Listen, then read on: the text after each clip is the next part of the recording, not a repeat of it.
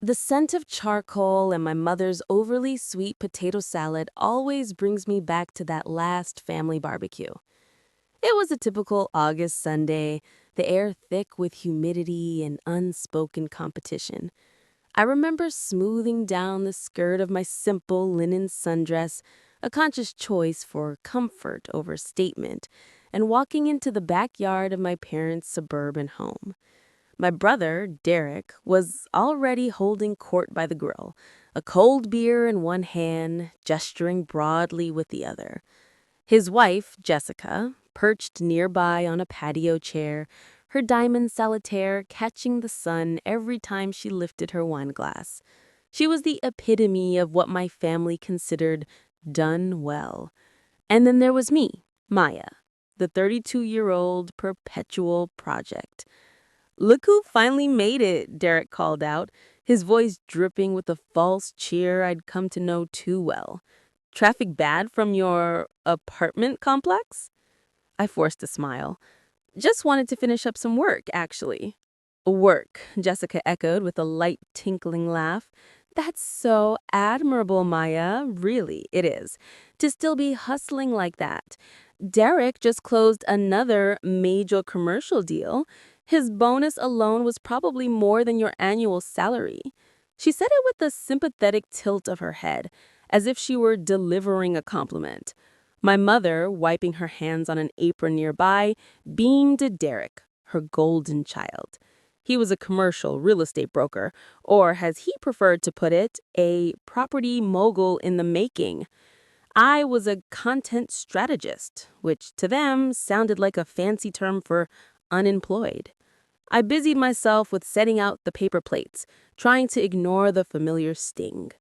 The afternoon unfolded in a series of these tiny, precise cuts. During lunch, as we passed around burgers, the conversation inevitably turned to real estate. "We're finally putting the pool in," Derek announced, puffing out his chest, "the one Jessica always wanted. Honestly, with the market the way it is, it's an investment. Adds serious equity." My dad clapped him on the back. "That's my boy, always thinking ahead. You know, your mother and I paid off this house 30 years ago.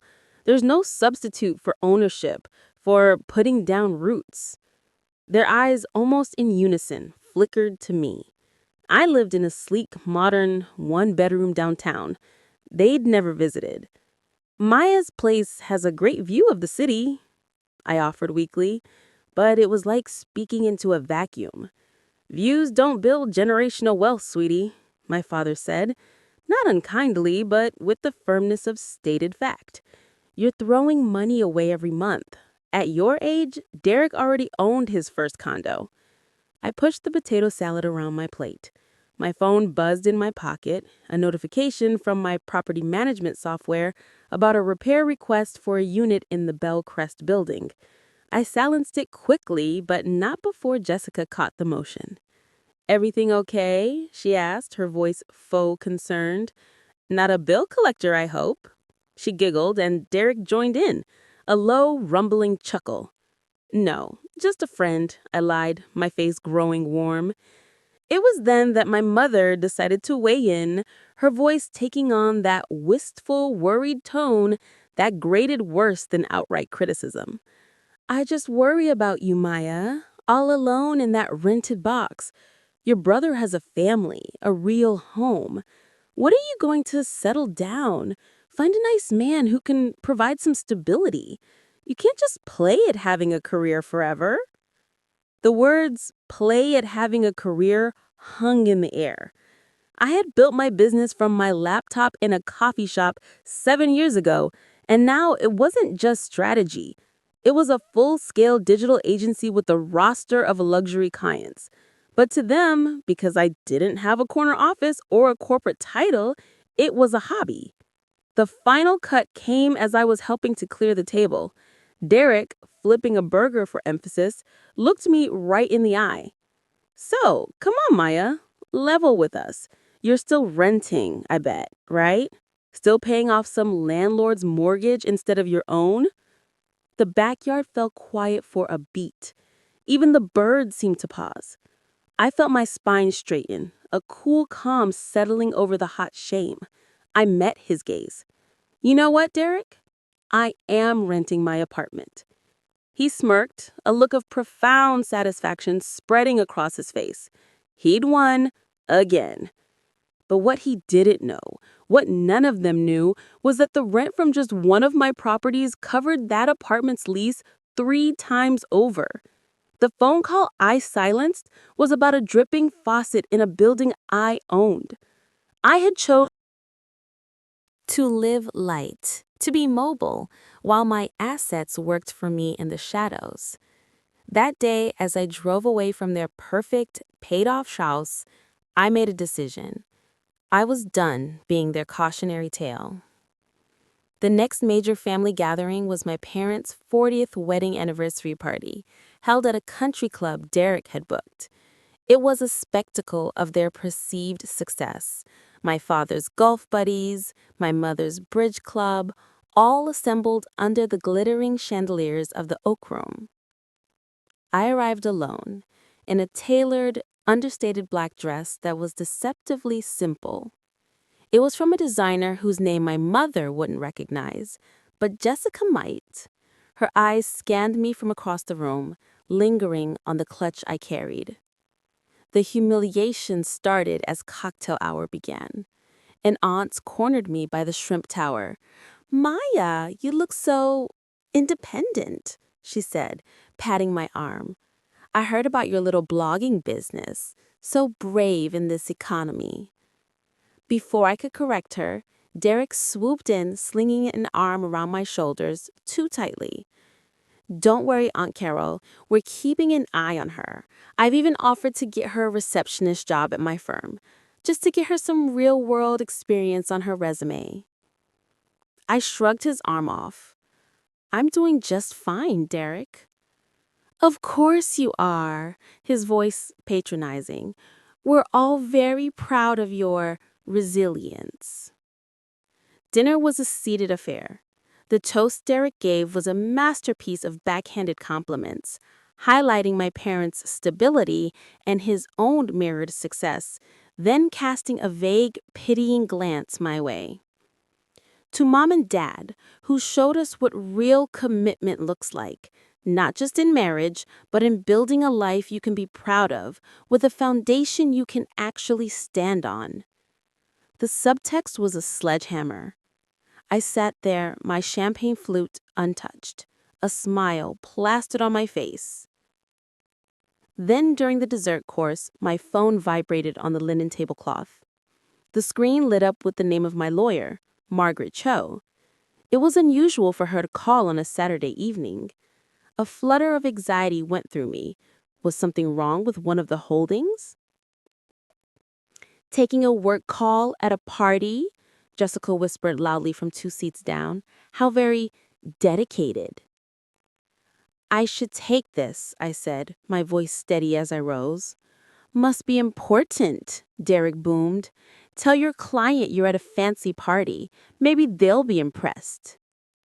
I slipped out into the quiet, carpeted hallway. "Margaret, is everything all right?" Her voice was brisk, professional. "Maya, apologies for the timing. I have the final figures from the sale of the Harborview penthouse. The wire just cleared. Your net, after fees, and the capital gain structure we discussed is $890,000. I forwarded the confirmation to your private email. Also, the Forbes team confirmed. They want the interview next Thursday. They're doing a full feature on millennial wealth builders in real estate, and your portfolio is the centerpiece." I leaned against the cool wall, a wave of dizzying relief and triumph washing over me.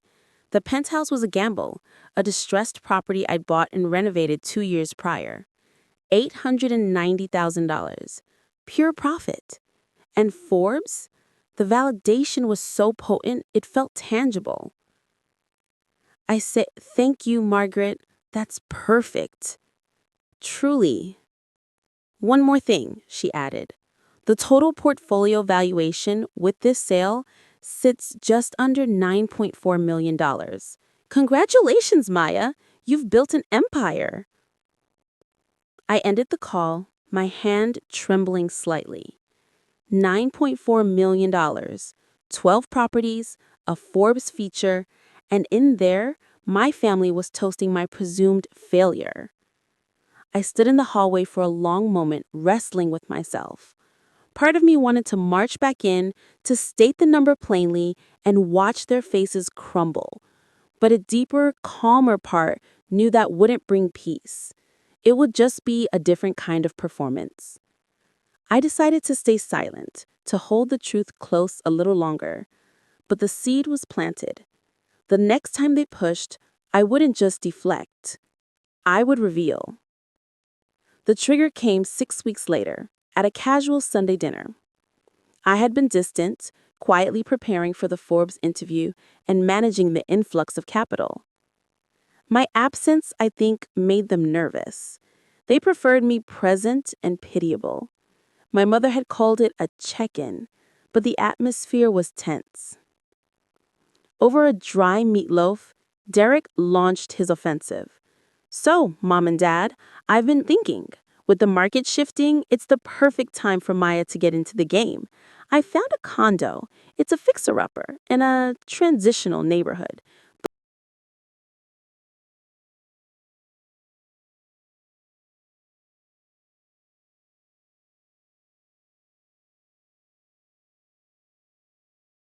With a cosigner, me, of course, and a family loan for the down payment, she could finally stop flushing rent money down the drain.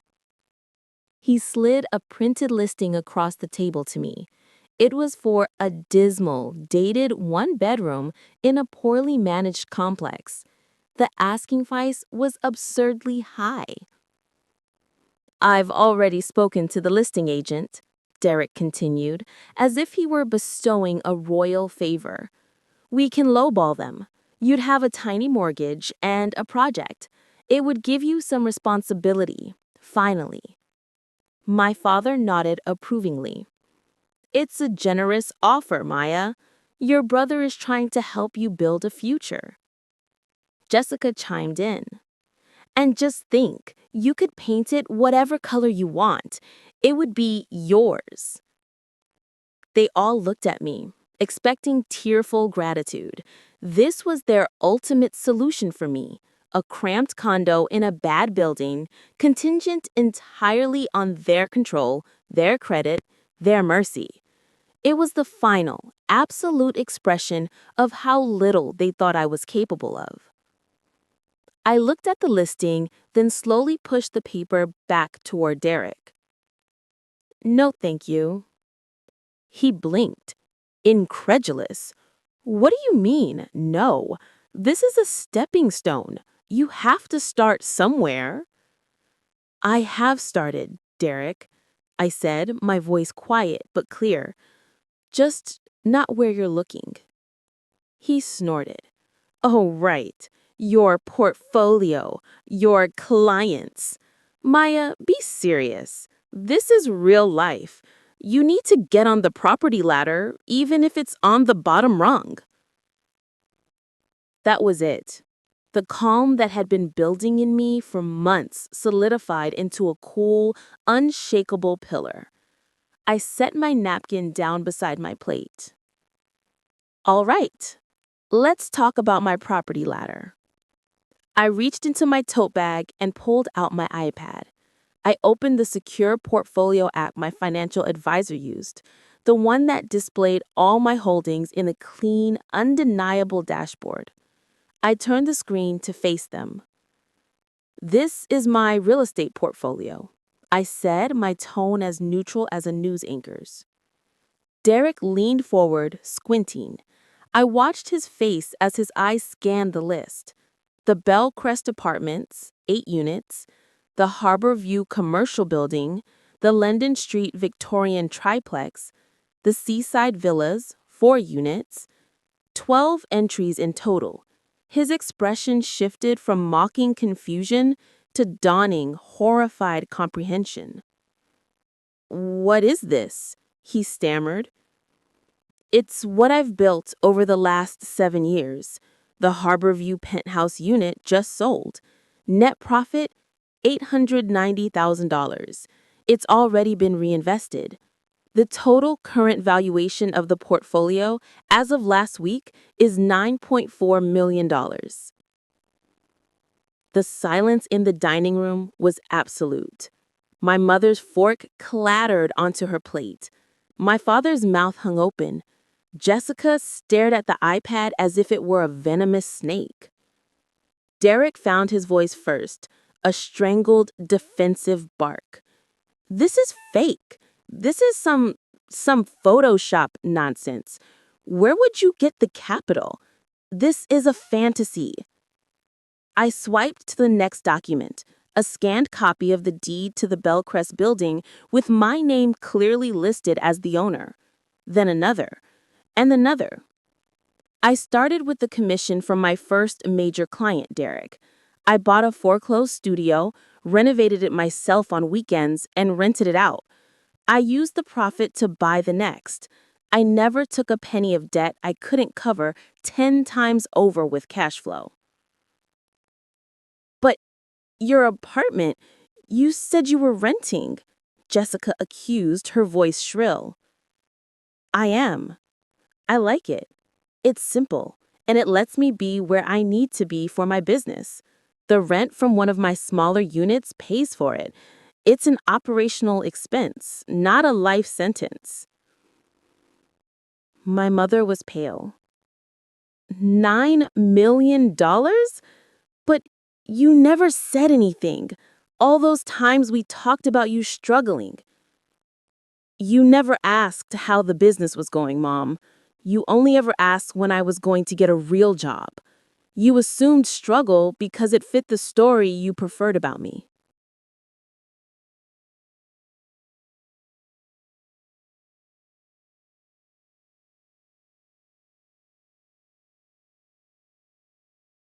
My father, ever practical, was the first to move past shock to a kind of frantic calculation. This is incredible, Maya. Why didn't you tell us? We could have helped.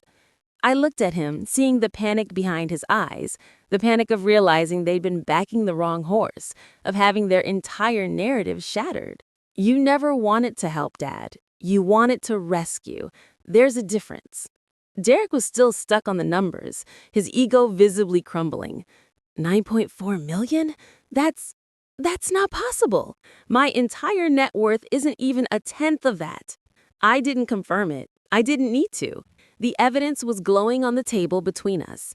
I put the iPad away. The reveal was over. I had stated facts, not emotions. The aftermath was immediate and messy. The fake apologies began within an hour. Oh, Maya, we were just worried about you, my mother wept. We only wanted what was best. We were pushing you because we believed in you, my father insisted, rewriting history before my eyes. Derek was the last to break, his defiance turning into a wheedling, pathetic scramble.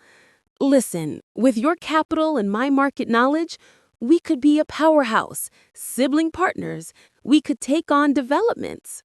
I stood up, collecting my things. No, Derek, I don't need a partner, and I don't need your approval anymore. Setting boundaries was the hardest and most liberating part. I declined to discuss my finances further. I left group chats that became overly supportive.